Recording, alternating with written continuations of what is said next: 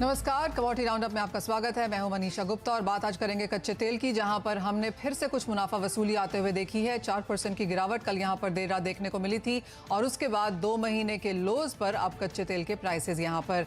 साथ ही यहां पर बात करेंगे हम चीनी की, जहां पर लगातार तेजी देखने को मिली है आज भी, और साथ ही सोने चांदी की चमक के बारे में बात करेंगे, जहां पर फिर से हल्की सी बढ़त देखने को मिली है। डॉलर इंडेक्स के भाव यहां पर गिरते हुए नजर आए हैं और उसका फायदा सोने चांदी ने यहां पर उठाया है।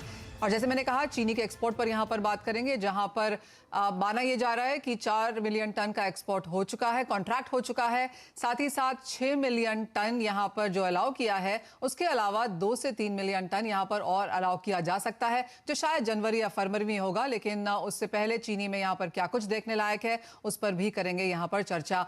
हमारे साथ हमारे गेस्ट जुड़ चुके हैं और सबसे पहले यहां पर कच्चे तेल पर ही नजर डालना चाहेंगे। आपको बता दें कि G7 के प्राइस कैप की यहां पर बात हो रही है और माना यह जा रहा है कि 65 से $70 प्रति बैरल के बीच में यह प्राइस कैप यहां पर लग सकता है। और इसका फायदा यहां पर कच्चे तेल में यह है कि सप्लाईज को कोई बहुत बड़ी प्रॉब्लम यहां पर होने वाली नहीं है, क्योंकि जो प्राइस कैप है वो अब जो एक्सपेक्टेशन है उससे यहां पर काफी ऊपर है। रविंद्र हमारे साथ अब जुड़ चुके हैं। रविंद्र, आप कैसे देखते हैं G7 की स्टेटमेंट्स, क्योंकि जो रशियन उरल्स हैं वो 62 से 67 के बीच में फिलहाल ट्रेड कर रहे हैं, और जो 65 के प्राइस कैप की बात की जा रही है उससे कोई बहुत ज्यादा फर्क बाजार को नहीं पड़ता। बिल्कुल मनीषा, मेरे हिसाब से जो प्राइस कैप इन्होंने सजेस्ट किया है, I think that is very close to what Russian crude is trading currently at. इसे कल हमने एक फॉल तो जरूर देखा था सेंटिमेंटली, बट मेरे हिसाब से इसके बाद जो ट्रिगर आएगा, I think Russia will not sit quite, क्योंकि दे हैव ऑलरेडी इंडिकेटेड कि अगर कोई भी नेशन प्राइस कैप लगाता है तो they will pull off the exports from there.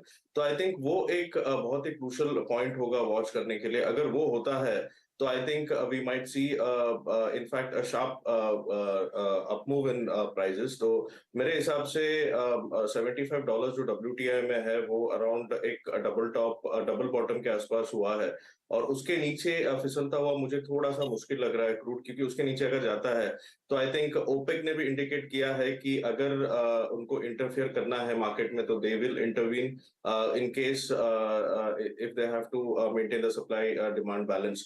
तो मेरे हिसाब से 75 would be the temporary bottom that I am looking at. और अगर रशिया से कोई भी इंडिकेशन आता है तो मेरे हिसाब से it will be very very positive for crude, and WTI crude फिर से एक बार $82 से $85 तक जा सकता है।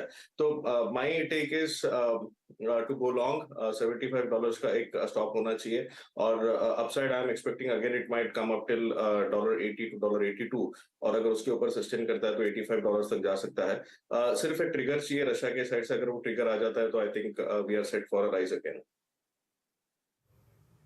ओके